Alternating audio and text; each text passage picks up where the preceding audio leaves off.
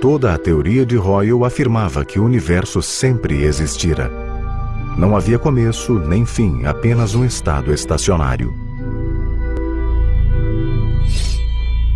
In a nutshell, a steady-state universe is a universe that's always been here, always looks like it does now, always has the same average density, has the same temperature. There was just a little problem, though, which was people knew the universe was already expanding. When a distribution of matter expands, it becomes more dilute. Now, if the universe is very old, it would be infinitely dilute. Hoyle consertou esta falha ao assumir que em um lugar no universo a matéria estava sendo continuamente criada.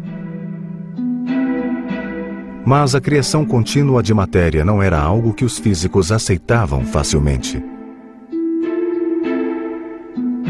Hoyle encontrou um inimigo no físico russo George Gamow, um admirador do átomo primordial de elementary. Gamow was usually present in these discussions, and he always brought up nasty questions for Hoyle to consider. Questions that the steady state had difficulty dealing with. Assim como Hoyle, Gamow estudou o átomo para apoiar a teoria rival.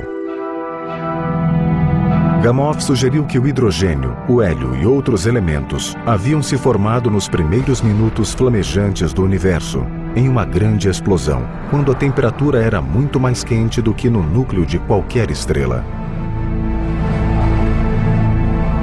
Mas a matemática de Gamow não era tão boa quanto suas ideias. And he had to turn to this phenomenally talented graduate student of his, Ralph Alpher, and it was really Alpher who was able to push this idea through and come to a conclusion that if indeed the universe synthesized the early elements, there should be roughly 10 times as much hydrogen as helium. And that matched the observations. Fantastic moment. Alpher e o colega Robert Herman refinaram a previsão de elementary sobre a detecção do calor residual da criação do universo, prova da existência do Big Bang. George Gamow and his students asked a very simple question. If the Big Bang was so hot then the aftershock, the afterglow, the echo of the Big Bang can't be so cool now. So the residue should be measurable today. Infelizmente, não havia um telescópio apropriado em 1949 para medir a radiação ou o calor residual do momento da criação. Além disso, havia outros problemas com a teoria do Big Bang. Ela não explicava a origem dos elementos além do hidrogênio e do hélio. Ao mesmo tempo, a teoria do estado estacionário se tornava popular na mídia. The steady-state theory was popular with the general public because Fred Hoyle was a master of popularization and just going out and marketing his wacky idea. Ironicamente, o termo Big Bang foi cunhado por Hoyle em 1949 durante uma de suas populares transmissões de rádio. Mais tarde, ele a usaria de forma pejorativa. I think there was a dislike in their relationship. They didn't see eye to eye on most of the things they were thinking about. So I think Hoyle came off the worst in battles. I think he did more fighting for his views than was merited, but that's a personal opinion. Fred was a very, very brilliant and innovative sort of person. Ideas just poured out of him. Some of them were good and some of them were bad, and he didn't always know which was which. Na década de 60, a estimativa inexata de Hubble foi corrigida, refletindo dados mais precisos, resolvendo um dos problemas da teoria do Big Bang.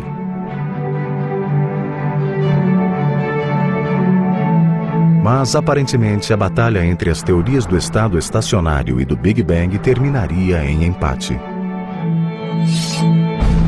Foi então que cientistas encontraram a prova definitiva, tão antiga quanto o próprio universo. Tal descoberta condenaria para sempre uma das teorias concorrentes.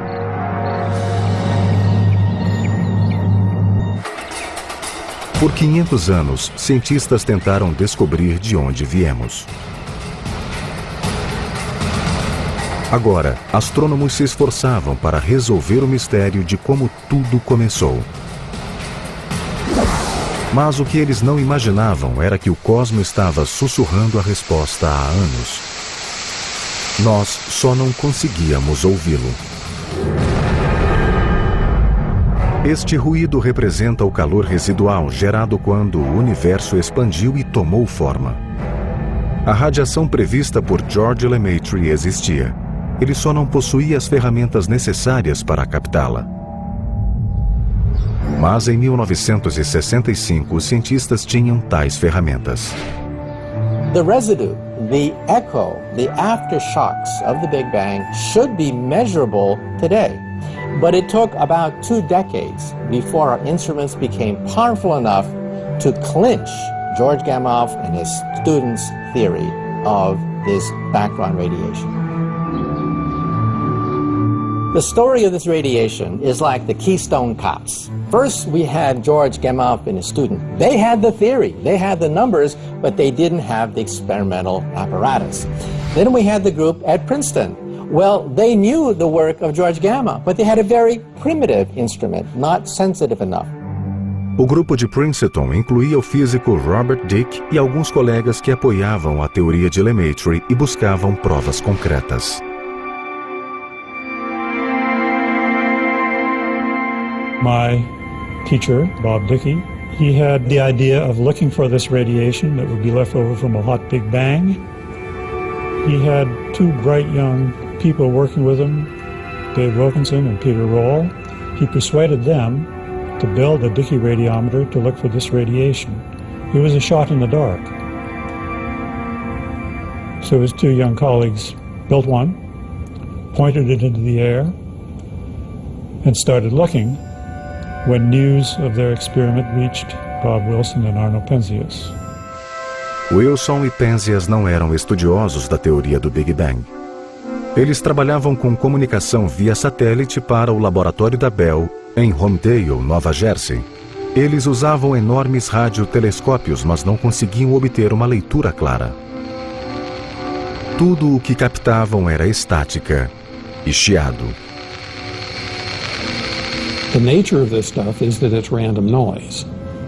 And that noise is very much like what you would hear if you tune a TV set or an FM receiver to an unused channel. We didn't see what we expected. The antenna was actually getting more radiation than it should have. Our clear response to that was, there must be something wrong here, that we're getting all this extra noise. O que era aquele estranho ruído? E de onde ele vinha? Seria alguma interferência vinda da cidade de Nova York? Sinais de avião? Sujeira de pombo na antena do telescópio? We didn't doubt physics. Whatever it was had to be coming from somewhere, but we were really running out of ideas of where it might be. Na verdade, a misteriosa radiação vinha de toda a parte, de todas as direções e todo canto do universo. Para Penzias e Wilson, aquilo não fazia sentido. Mas Penzias e Wilson encontraram por acaso o que Dicke e seus colegas procuravam. O que Gamow, Alpher e Lemaitre haviam previsto. Eles encontraram a prova definitiva de que o universo não era eterno.